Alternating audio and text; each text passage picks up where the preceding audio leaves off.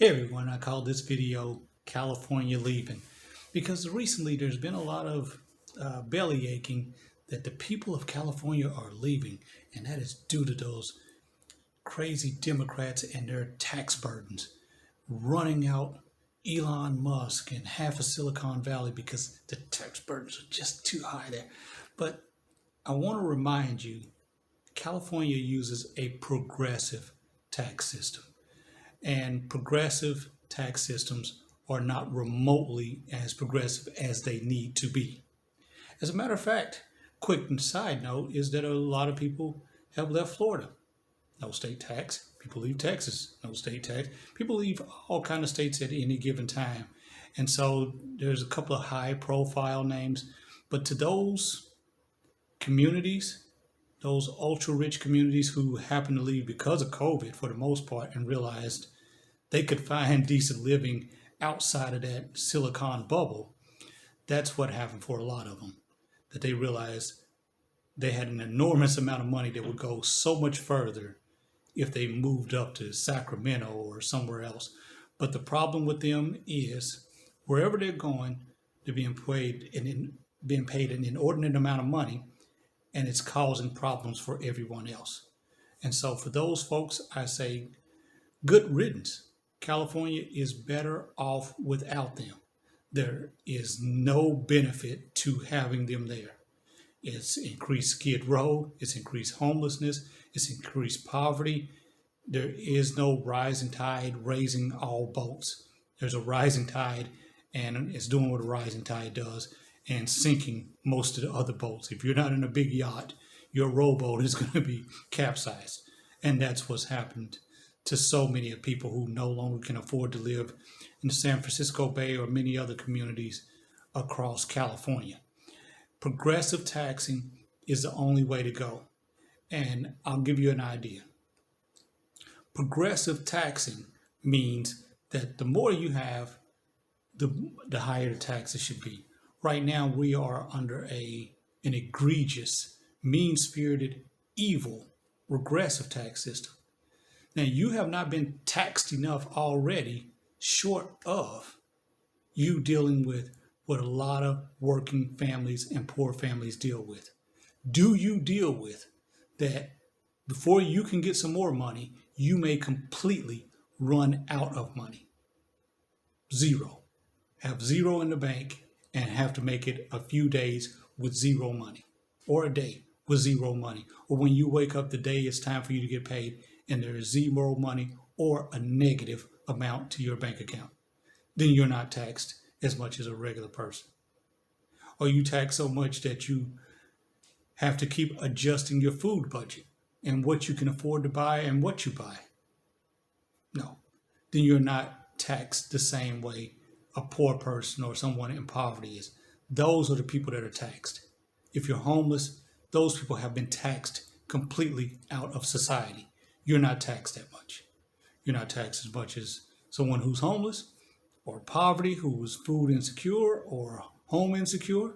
You're not taxed as much as the mainstream middle class of people who they survey every year and realize that they could not come up with $1,000 in an emergency.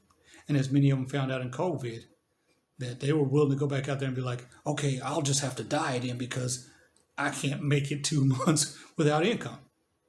There's not enough savings, there's not enough money. So for people to be millionaires and billionaires and just be like, taxes are too high, kill yourself. It's shameful. It is completely shameful that you want your inconveniences to rally at the level that supersedes, and you have the megaphone over someone who is homeless, over someone who is in poverty, over someone who will not eat this week. We're going to get to your gripe first, and you think that's right? That we're going to work on how the rich need to keep more of the nation's wealth when there are poor and homeless and stressed out people who work way more than you do and don't have a fraction of the resources? No, nobody's going to do that. You don't deserve any sympathy. I'll tell you how sympathetic people should be towards you.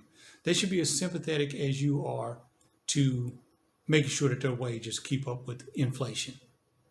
Because every time they ask about minimum wage, the same people complain about class warfare are the same people who come out and stonewall working families having enough money. If a family spends $100 a week on food, and a year go by and their wages don't increase, and 2 years go by and their wages don't increase, they're making adjustments. And now they can still spend that $100, but now they're getting 90% of their food, 80% of their food. So they've already started to make adjustments, buy things that stretch longer, buy off brands, make things that they don't normally have work for them. You don't have to do that. There's no amount of taxes when you're rich that you're going to say, okay, well, I'll just eat ramen noodles tonight, or I'm just going to be hungry all day tomorrow, so I'll just have a sandwich in the morning, and hopefully, that takes me all day. You don't have to make those kind of choices. Your taxes cannot get high enough for you to experience that.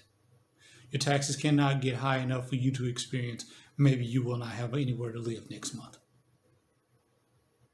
So to those people, California leaving, good riddance.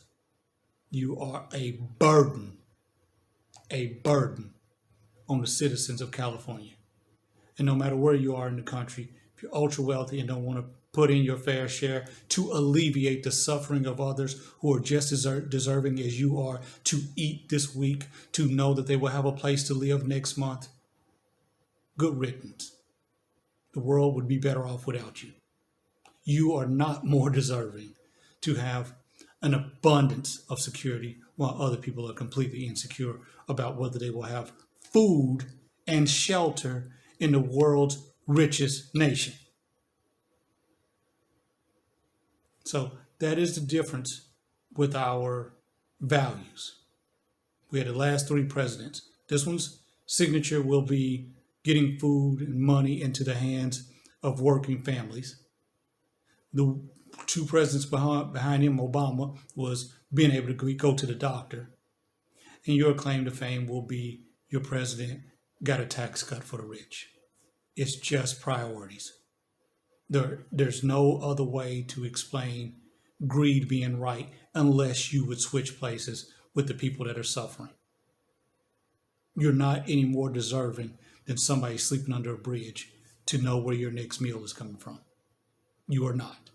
That could, and as a matter of fact, if you feel that way, it should be you. So that you can get some perspective that you are not being taxed enough. Taxed enough is regressive taxing.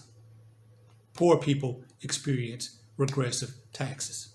You cannot experience the level of taxation that a poor or a homeless person experiences.